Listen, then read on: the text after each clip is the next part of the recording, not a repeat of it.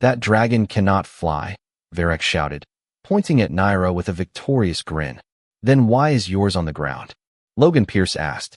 The question reached every corner of the Valorian arena just as Kairos, the Academy's undefeated champion dragon, slid across the black sand and came to a stop beneath the royal viewing platform. For 3 full seconds, no one moved. 50,000 spectators stared at the impossible scene below them.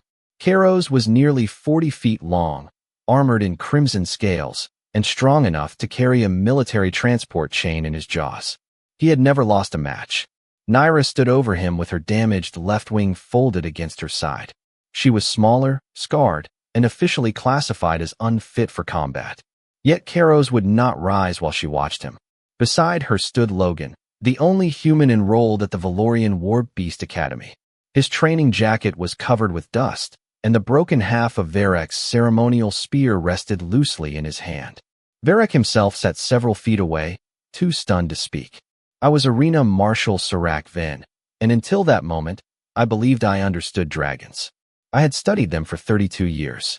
I had trained champions, advised generals, and written the Academy rules Logan had just shattered without technically breaking a single one. 3 weeks earlier, I had laughed when he chose Naira. Everyone had. Now the only sound in the arena was her breathing. Slow, deep, controlled. Then the security gates opened. 12 armored officers rushed onto the field, their restraint staffs glowing blue. Step away from the dragon, their captain ordered. Logan looked at Naira first, not the weapons aimed at him. She lowered her head until one silver eye met his. He gave a small nod. That was all. The first officer reached for Logan's shoulder. Logan turned, guided the officer past him, and removed the restraint staff before the alien realized his hand was empty. A second officer charged from the right. Logan placed the staff across the officer's chest, redirected his momentum, and set him safely on the sand. No wild swings. No unnecessary force. Just calm, efficient movement. Naira never left Kairos. She did not need to. Her growl rolled through the arena like distant thunder, and the remaining officers stopped 20 feet away. Stand down, Logan said. His voice was quiet, but the arena's microphones carried it to every seat. The security captain hesitated. That hesitation told me more than any battle report could. He was not afraid that Logan would attack. He was afraid the dragons might choose to follow him. High above us, the Academy Council demanded Logan's arrest. Below them, Kairos opened one golden eye, looked past Varek, and lowered his head toward the human. Another dragon in the holding bay did the same. Then another. Across the arena, ancient war beasts began turning away from their riders. That was when I finally understood the danger. Logan Pierce had not simply defeated our champion. He had shown every dragon in the Academy what freedom looked like. But to explain how one human and a broken dragon changed our world, I must return to the morning we placed Naira in chains and told Logan Pierce to choose any dragon except her. 3 weeks earlier, sunrise had barely touched the silver towers of the Valorian War Beast Academy when Logan Pierce entered the selection grounds alone. I watched from the upper gallery with the other instructors, expecting hesitation. Every first-year cadet hesitated. The creatures below were not pets. They were military partners bred for speed, endurance, and obedience. Logan looked over them as if he were studying a room full of strangers at a train station. No fear, no excitement, just attention. The alien cadets had already gathered beside the strongest dragons, each eager to display status before training even began. Varek Thorn stood beside Kairos, wearing the red mantle reserved for returning champions. He had not earned the dragon that morning. His family had reserved Kairos months earlier. Everyone knew it. No one said it. The humans should choose quickly, Varek announced. The gentle animals will be gone soon. Laughter moved through the courtyard. Logan ignored it. He walked past a blue-scaled flyer with perfect wings, then past 2 armored ridge dragons valued higher than most civilian starships. He stopped at the final enclosure. Naira stood behind reinforced bars with her damaged wing pressed close to her body. She did not pace. She did not challenge the crowd. She watched. That was worse. Not that one, I called from the gallery. Logan looked up. Why? She rejects riders, I said. She failed her last evaluation. She cannot maintain flight, and she has not accepted a command in 11 months. Logan turned back toward her. You listed everything she cannot do. His voice remained calm. What can she do? The question irritated me because I did not have an answer prepared. Varric stepped closer, smiling for the audience. She can waste your time. He placed one hand on Logan's shoulder and tried to guide him away from the enclosure. Logan shifted his weight. Varric lost his balance and dropped to one knee. It happened so smoothly that several cadets assumed Varric had slipped. Varric knew better. His expression hardened. Logan offered him a hand. That made the humiliation worse. Careful, Logan said. The ground here is uneven. A few cadets stopped laughing. Varric refused the hand and stood on his own. Choose her, then. You will be out of the academy before lunch. Logan faced Naira again. She moved closer to the bars. The handlers raised their control devices, but Logan lifted one palm. Do not activate those. One handler gave a nervous laugh. Human, she does not understand kindness. Logan stepped within arm's reach of the enclosure. Naira lowered her head until her silver eye was level with his. The courtyard became silent. Logan did not reach through the bars. He did not speak to her like an animal. He simply waited. After several seconds, Naira placed one claw against the inside of the gate. Logan placed his hand against the outside, directly opposite it. My training records later described the moment as accidental contact behavior. That was a lie we told ourselves because the truth was more troubling. Naira had ignored every command we had given her for almost a year. Then a human arrived, asked what she could do, and she answered before any of us understood the question. The gate opened with a sound that made every dragon in the selection grounds turn its head. Logan Pierce stepped inside before the handlers could change their minds. Naira waited nearly 30 feet away, motionless except for the slow rise of her shoulders. I ordered Logan to remain near the entrance. He continued forward. She injured her previous rider, I warned. Then your records should explain why, Logan replied. They did not. The official report contained 12 pages of damage estimates and only 3 sentences about Naira. Aggressive, unstable, unfit for service. Logan seemed to notice that failure before I did. He stopped halfway across the enclosure and lowered his hands where she could see them. Naira shifted her weight. Her silver eye tracked his feet, his shoulders, and finally his face. The alien handler beside me became impatient. She responds to authority, he said, raising a control transmitter. Logan looked toward him. Put that down. The handler smiled. You have been here less than an hour. His thumb touched the activation pad. Naira recoiled as the metal collar around her neck flashed blue. Then she rushed forward. The gallery erupted. Cadets backed away from the railing while Varric leaned closer, certain the human experiment was about to end. Logan did not run. He waited until Naira was only a few feet away, stepped beside her path, and caught the cable hanging from her collar. Her momentum pulled him several yards across the sand, but he kept his feet. Before the handler could activate the device again, Logan wrapped the cable around a support post and pulled. The transmitter flew from the alien's hand, passed between the bars, and landed inside the enclosure. Logan brought his heel down on it. The blue light vanished. Naira stopped so suddenly that dust rolled around her legs. Logan stood beside her shoulder, close enough to feel the heat of her breath. He studied the collar, then looked directly at me. This is not training, he said. This is pain. The handler reached through the control slot for the broken transmitter. Logan moved first. He picked it up and held it beyond reach. The handler opened the gate and entered with an electric staff raised in warning. Logan stepped between him and Naira. Move, the alien ordered. No, the staff came forward. Logan turned it aside, guided the handler past him, and removed the power cell with 2 quick movements. The staff went dark. No one in the gallery laughed. Logan handed the powerless device back to its owner. You should leave. The handler looked toward Naira and obeyed. When the gate closed, Logan turned around slowly. Naira could have rushed him again. Instead, she approached one careful step at a time. Logan remained still as her scarred face lowered toward him. She drew in a long breath, studying his scent. Then she touched the end of her nose to his open palm. I had seen dragons accept food, commands, and neural links. I had never seen one offer trust. Logan looked up at me without removing his hand. Now, he said, tell me what really happened to her last rider. The truth was buried beneath 3 layers of restricted files and one very convenient administrative error. I found the original medical scan while Logan remained inside Naira's enclosure. The damage to her left wing had never healed because it had never been treated correctly. A narrow piece of an old control frame was still lodged beneath the base of the wing, pressing against a major nerve whenever she tried to extend it. The Academy had known. Repairing it would have cost more than replacing her, so someone had marked the procedure unnecessary. Logan listened without interrupting. His face did not change, but his hand slowly closed around the broken control transmitter. "Open the gate," he said. "You are not authorized to examine her," I replied. "Then find someone who is." No one moved. Naira lowered herself beside him, allowing the damaged wing to rest against the sand. Logan knelt several feet away and studied the uneven line beneath her scales. He did not touch her.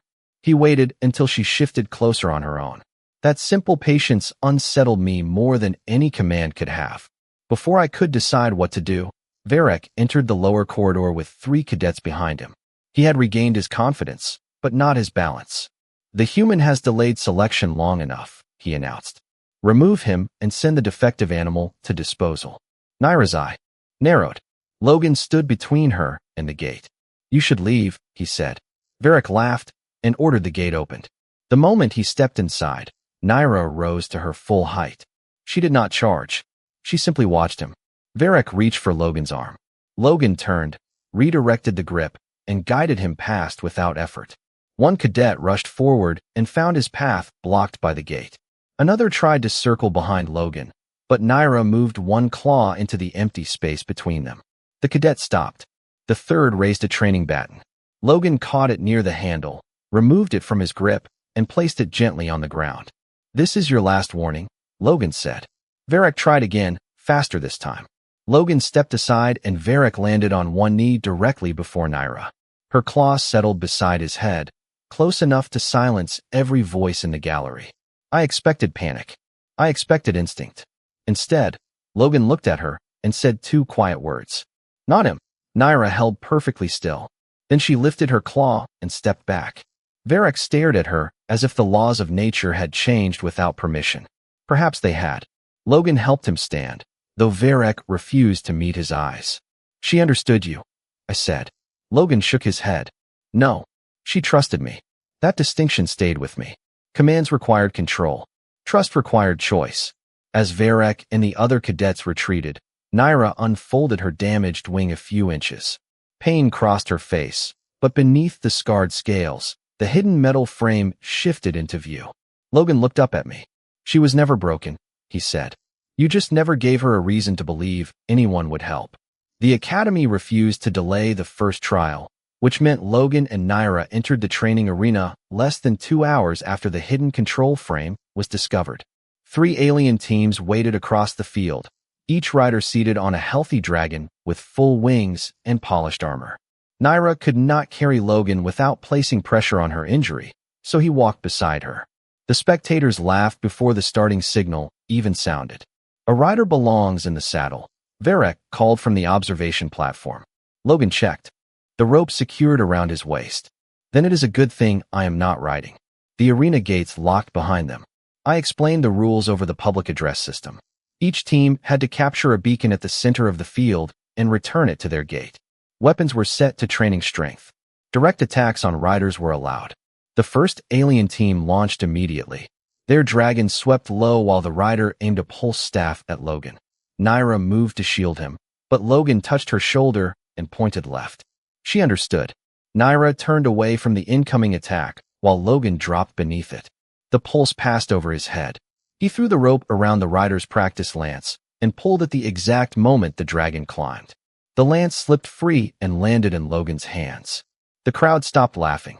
The second team came from the opposite side, expecting Naira to remain grounded. She ran straight toward them instead.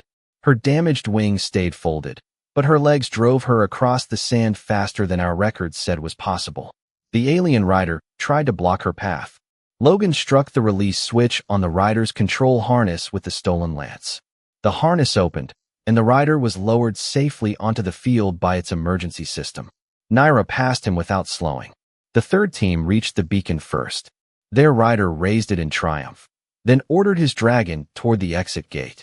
Logan saw the loose support cable hanging from one of the arena towers. He climbed the lower frame, released the cable, and swung it across the escape route. Naira caught the end in her jaws. Together, they pulled it tight.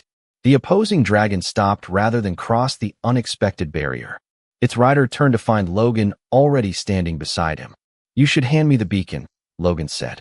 The alien looked at Naira, then at the two defeated teams behind her. He surrendered it. Logan carried the beacon toward his gate, but the first rider recovered and fired one final pulse at Naira's injured side. Logan stepped into its path and raised the captured lance. The pulse struck the training shield built into the shaft and scattered harmlessly across the sand. Naira turned toward the shooter, but Logan shook his head. She stayed beside him. They crossed the finish line together. The arena system displayed their victory, followed by a second message that should have been impossible. Naira's recorded ground speed had exceeded her previous maximum by 41%. I checked the reading twice. Logan did not look surprised. He rested one hand against her shoulder and said, "They measured what pain allowed her to do. They never measured what trust could do." Varric stopped laughing after the first trial, but he did not stop watching Logan. 2 nights later, Logan left Naira's recovery chamber and entered the Eastern Service tunnel alone. The lights dimmed behind him one by one. I was reviewing security feeds when the tunnel cameras suddenly failed. By the time I reached the nearest observation station, 6 alien cadets had surrounded him. Varric stood at the far end, holding a small neural transmitter. "You embarrassed the wrong people," he said. Logan glanced at the sealed doors, then at the cadets blocking both exits. "Did you bring 6 people to explain that?" The largest cadet stepped forward. He stood nearly 7 feet tall and wore reinforced training armor. Logan remained still until the alien reached for him. Then Logan turned, guided the extended arm past his shoulder, and used the cadet's momentum to place him against the wall. A second attacker moved in from behind. Logan stepped aside, caught the training staff aimed at him, and removed its power cell before returning the harmless handle. "You can still leave," Logan said. None of them listened. The tunnel was too narrow for the group to attack together, and Logan understood that before they did. He kept moving, forcing them into each other's path. One cadet blocked another. A third lost his staff. A fourth found himself facing the wrong direction. Logan never chased them.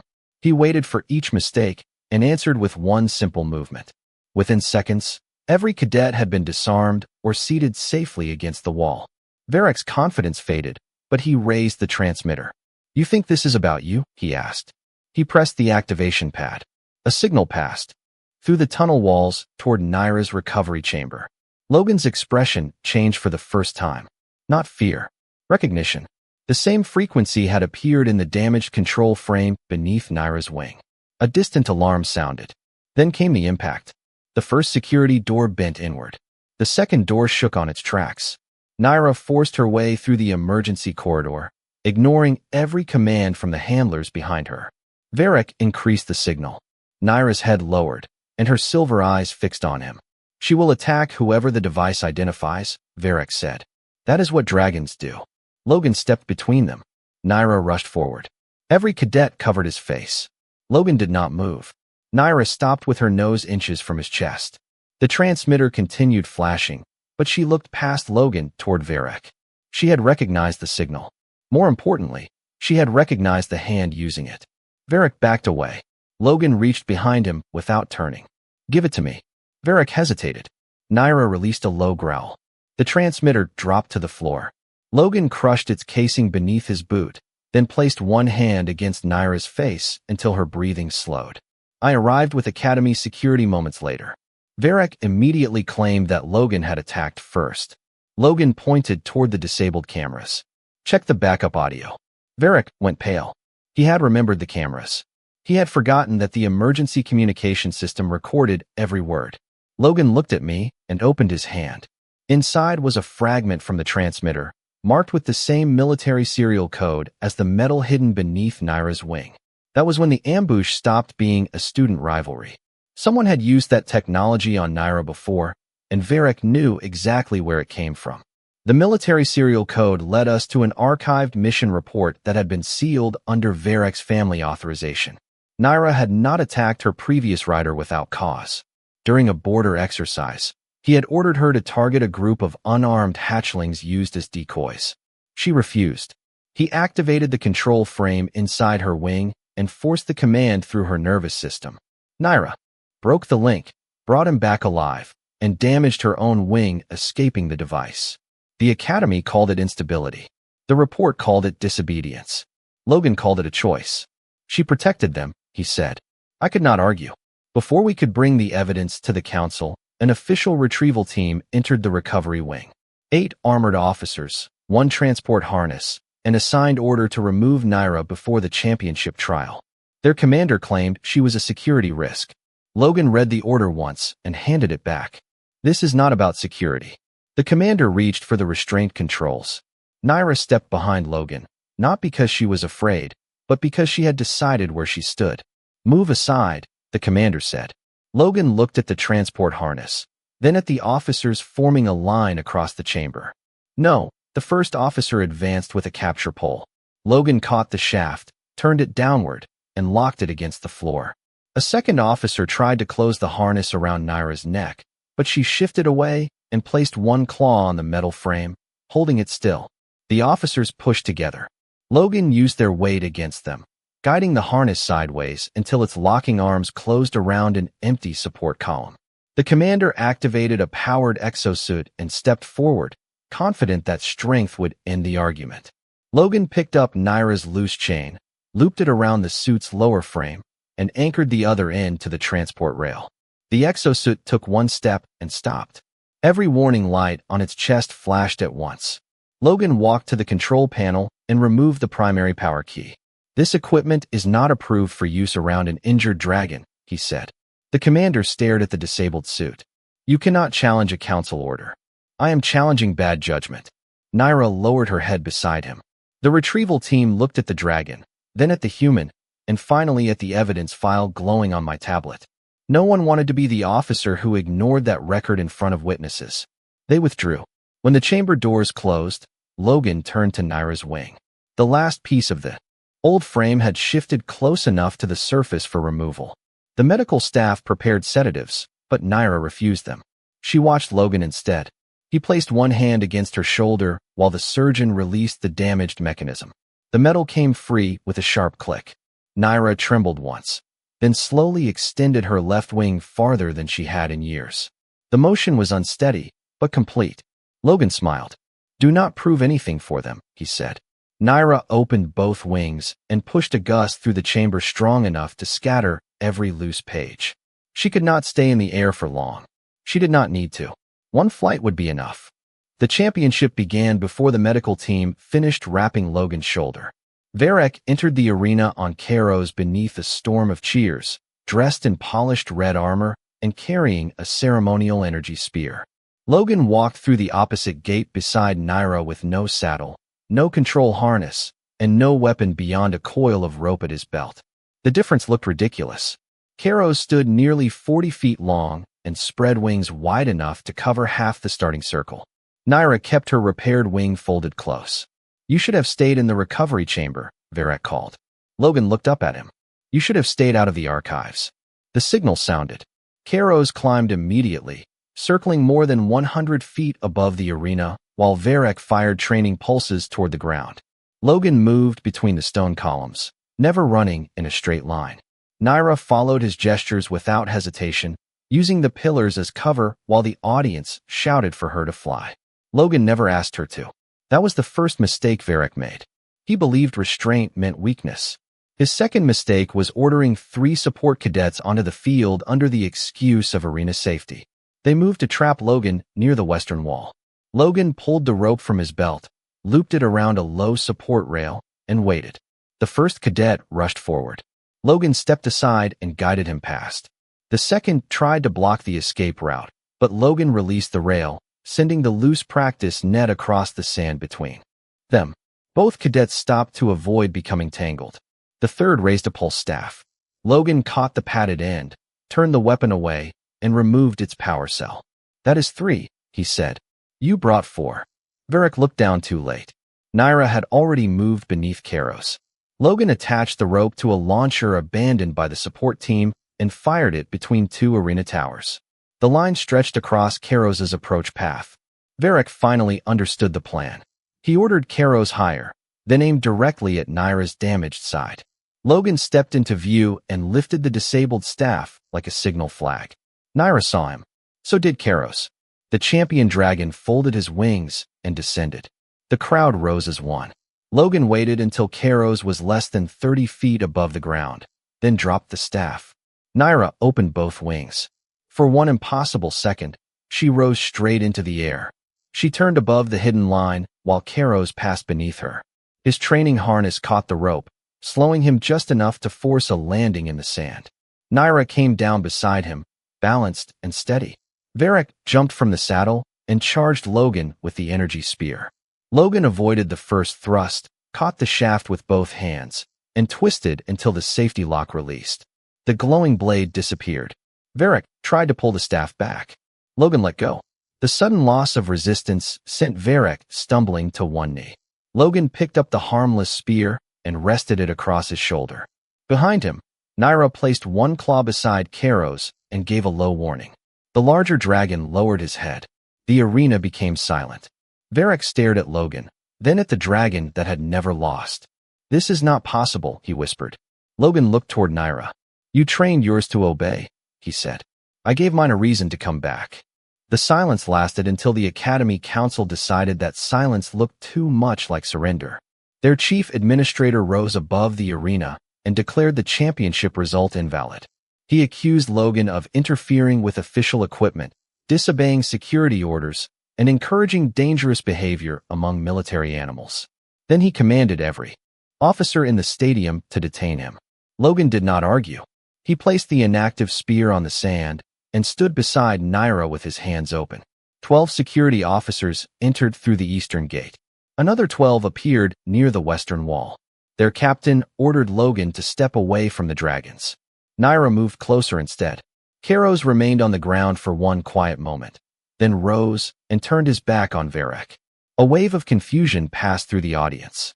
Varric called his dragon by every command phrase he knew. Karos did not look at him. "The council ordered me to activate the Academy Control Network." That system connected to every approved dragon harness within 2 miles. It had never failed. I entered the command sequence and pressed the control pad.